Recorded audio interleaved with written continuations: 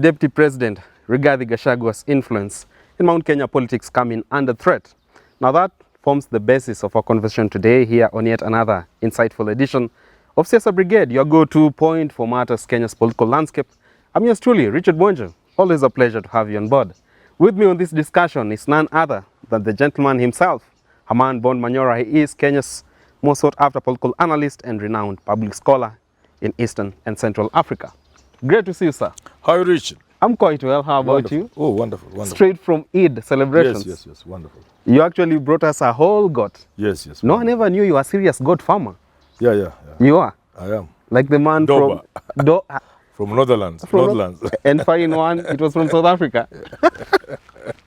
How man of pure class. Correct. No wonder you're going to launch your presidential bid. You have all the money. Absolutely. And the resources. Absolutely. But also EACC is watching. No problem. No problem. You're not afraid. No. Very well. Straight into today's conversation, and you are talking matters to do with how Deputy President Rigathi Gachagua is still continuing to try and assert his influence in Mount Kenya. But then again, it might be coming under threat. We've seen the resurfacing of Maina Jenga getting so much publicized.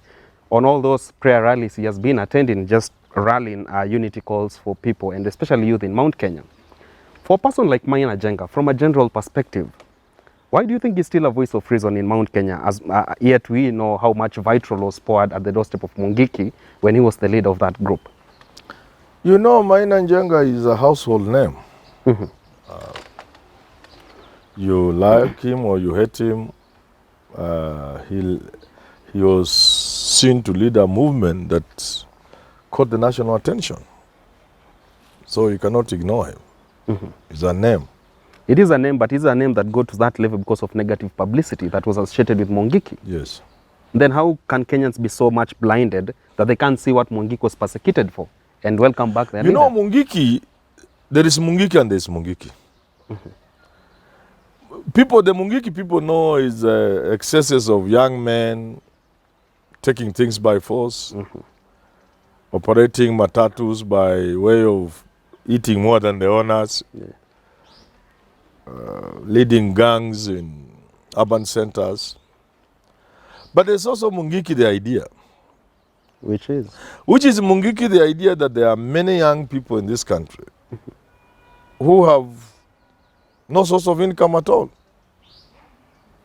And any religion that can bind them together, any philosophy or any movement that will give them a sense of purpose, purpose for living. There are many there are millions across the country. At the height of Mungiki, whenever I was home, particularly where there are things like funerals among my people, people gather at night, I could just say all these were Mungikis. So there's the Mungiki, the negative Mungiki, which people see the surface. But the Mungiki, the idea, the movement, it has millions of followers. And these are our children. So the sooner we accept that, the better. And Maina Jenga was the epitome of that thinking, he was the leader of that movement. He was the spiritual head. So you cannot ignore Maina Jenga. It's just that I've been surprised how he has been unable to harness it whenever he has sought political office. But I think he has been unfortunate because political elections go with waves. You may have a very good approach with a very good idea, but the wave for that particular time is... It sways you to the other places. Yeah. Very well. Yeah. Then again, much as you're talking, he has harbored political ambitions very closely. Just a year ago, he kind of portrayed a close relationship with Azimio One Kenya coalition leaders Martha Karua and Raila Odinga. And even this time when the government and the opposition are at loggerheads, do you think a close association of Maina Jenga with Raila Odinga or Martha Karua could somehow portend doom for Kenya Kwanza government or sort of intimidate the government? Because this is someone who is getting much more publicized right now, and somehow youth in central Kenya want to listen to Maina Jenga. Do you think that's a point of concern for the government? The danger was always that there are millions of young people here whom we have given no hope. And when there's a religion or a movement that gives them a sense of hope, They will be there in numbers. Let me tell you, in 2007, I was in Mount Kenya. Very well. And the Kibaki had a hard time. The Kikuyu elite had a hard time driving these young men from Raila Odinga to Kibaki PNU. I was there live, I saw it. So, because of that sense of hopelessness, this time Ruto distorted the picture and was able to bring these young people on his side through the hustler narrative. In the absence of which people like Maina Jenga can sweep across the board. And bring the following back to Raila Odinga. Yes. And all that. Yes, because the potential is there. The danger is there. Not the danger. The reason for their existence is there. Raila for a long time has represented what they think, what they feel, what touches them. That the successive governments have created no hope, have given you no consideration. And it's about time a new regime came in that mainstreams your interests. And that's what Raila has stood for. Until the hustler thing came and swept these people from Raila. Initially they would be with Raila, but the tribal campaigns would end up suppressing them from voting or making them vote for the Kikuyu candidate. Insightful. So it is possible that this time round, unless the hustler government is able to actualize their promises to the hustlers, it's very easy that people like Maina Jenga can sweep this constituency and mainstream it and direct the stream to Raila Odinga and Azimio. Very well. Actually talking matters about this government not inspiring some sense of confidence and hope towards facing the future among the hustlers. We've seen many hustlers, especially those from central Kenya, take to the bottle just so to calm down their worries and stress and the sense of desperation among themselves. And this is one of the contentious and highly emotive subjects in central Kenya, alcoholism. And DP, Rigathi Gachagua, has tried to advance that conversation and put on those hardline threats that that vice has to come to an end, the same way he used to do during his days as an administration officer. But he has gone to the ground and say it is time youths in Mount Kenya stop taking to the bottle, and radical measures are going to be taken against them. On the other side, here is Maina Jenga doing those prayer calls, unity calls among the youths and the entire Mount Kenya. Do you think if Gachagua doesn't really tame how he addresses the alcoholism in Mount Kenya, then that could actually sway away his influence and then Maina Jenga will have a chance to stand? I come from Vihiga County, Hamis constituency. There was a very, very popular politician. His name was Harry James Onam. Harry James Onam. Very popular. He was so popular that other politicians like Leleti Maizi would want to cry. They would talking about him, you can see the anger. Then he became a Gachagua. He talked against alcohol, which is nothing wrong, but he said something. Watu wanakunywa changata watoto wao sijui nani anawazalia. Allah. That was beyond the lines. That finished him. So Gachagua should be careful what he... Alcoholism in Mount Kenya. It is Gachagua's government that has resurrected the dealers who had been sent home by Uhuru. The breweries. Right? Yes. Uhuru had attempted to deal with this thing and various businesses had closed. But they have been reopened courtesy of the promises made by the hustler government to the people. So Gachagua is speaking in cross purposes. We don't understand what he's saying. But the most important thing I want to say is this. Gachagua and the other elite should be happy that the youth of Mount Kenya are in alcohol. Bad as it is, they should be very happy. If these young people are not in alcohol, what will they be doing? They'll go for Gachagua and these people. They want the economy back. Yeah. If he succeeds, well, I saw Uhuru doing it, he didn't succeed. If he succeeds in erasing alcoholism, alcohol, second generation alcohol in Mount Kenya, then the boys are now sober. They will see, ile shamba ilikuwa yetu. Nani hako nae? Iyo kahawa nani alipanda yetu? They will be in shit. And so many people they will be driven out of town. So wawache watoto wakunye pombe, waharibikie huko. Wakiamuka, the Kikuyu elite will suffer. No more tokenism. Because they have the highest number of unemployed youth Absolutely. The highest number of helpless and hopeless youth. And unlike many other places in the country, the Kikuyu boys who are steeped in alcoholism also have education. They're educated. Don't see those boys doing like this on the road. You think they have degrees, they have diplomas, they have certificates. Because education penetration in Mount Kenya is very high. So are those useless boys you see drinking themselves sick Kiharu and lying on the road. Yeah. Kanunga here, which is famous. Yeah. Some of them are engineers. One related to me died, an engineer from alcoholism. Once you draw alcohol from their tables, then they take Yes, they will come for you.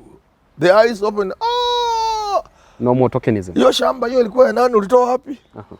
So I'm trying to say, this thing requires a much more serious approach than trying to sound tough. More dialogue. You can't just stop people from alcoholism without coming up with alternative means. So to me, what should come first is hope for the young people. But otherwise, these people will all go to Maina Jenga. To Maina Jenga. Yes. You see.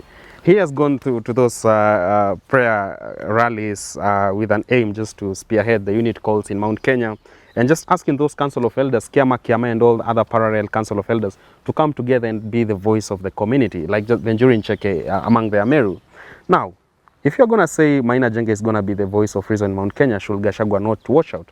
Would you say that people would consider Maina Jenga a latter day Mau Mau than Gachagua, who calls himself the son of Mau Mau? You know, let me tell you about how things work in this world.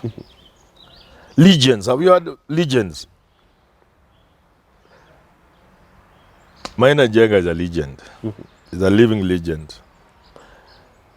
People who are mysterious, people who inspire confidence and fear, who awe people.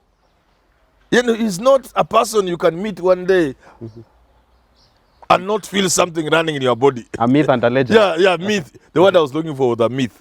It's more of a myth and a legend combined. Maina Jenga is not your usual person. The name alone. It is sending shivers among many people's spines. Yes. People like those are dangerous people. They can move people. People like Maina Jenga have what it takes to create a cult. And now once something becomes a cult, no questions. No question. And Mungiki, you will agree with me, was almost a cult. That's why I say it's a religion. And if you are thinking to deal with Mungiki in Mount Kenya, you are stupid. Because there's Mungiki in Siaya. There's Mungiki in Vihiga, where I come from. Now there's Mungiki across the country. Wherever there are hordes, crowds of young people with no hope, no job, no nothing. Devolved Mungiki. They are all Mungiki. Mungiki is devolved. Huko kwetu kuna ingine inaitwa synagogue. Before that, many years ago, there was Muzumbigi. Na kuna wale vijana wa Baba Nyanza. The names may vary. Some may not even have names. But they are all Mungiki. You are a country that does not see the danger in having millions of young people going through life without any hope. A man without hope is an animal. He's an animal. So the Mungiki, you may think you have suppressed them, but they're just there. They're just there. They're just there. And they are not Mungiki as in the negative sense. Me, I don't look at Mungiki in the negative sense, the bad thing. I'm looking at Mungiki as an idea. The idea that the country sees nothing wrong with having millions of young people without any hope. Some of who you have given education, with which they are doing nothing. And they are there in when jobs come, munapeana kwa kujuana. They see jobs going to old people. They see billionaires. Kidero, Kas. That's how they see it. They see, how can I pay my taxes to pay a billionaire? And their coffee is not getting enough market and reward. As we come to the tail in the interest of time, in one of the ways that Gachagua tapped into as a possible way to assert his authority and influence in Mount Kenya has been to stain the name of former President Uhuru Kenyatta, and this in the writings on the wall about that. Now, should he also try to sway away the influence of Maina Jenga by trying to stain the name of Maina Jenga? Would you say that a possible endorsement of Maina Jenga by the Kenyatta's family and other elite families in Mount Kenya could now even be catastrophic for Rigathi Gachagua? Should he also go for Maina Jenga as he did for Uhuru Kenyatta? No, there would be no point of going for Mungiki because Mungiki are our children and they are across the country. It's not just Mount Kenya. The names may vary, but they are our children. We have created no hope for them. But it will also be dangerous for him to go for the Mungiki because you don't go against such a crowd. It has never worked anywhere in the world. He has done that with Kenyatta and he's seemingly succeeding from it. How far has he gone with it? You can't. Kenyatta is not just another name. Kenyatta is an institution. You can't. Hiyo mgumu tree na uko na laser blade, how will you cut? Kenyatta's pin drop silence seems to be a success on the side of Rigathi. How? What you are doing, even Kenyatta is not feeling them. They are not feeling what you are doing. That is why he's silent. They are just wondering, what is this man doing? Si wamewezwa? No, the Kenyattas are an institution. And if you touch them, you will see those silent things Mama Ngina has been meeting Mukamiwa. Yeah. During Holy Mass. Hey, my friend, that is danger. Those are signals. They are just in case you dare. Just in case you dare. He has not dared.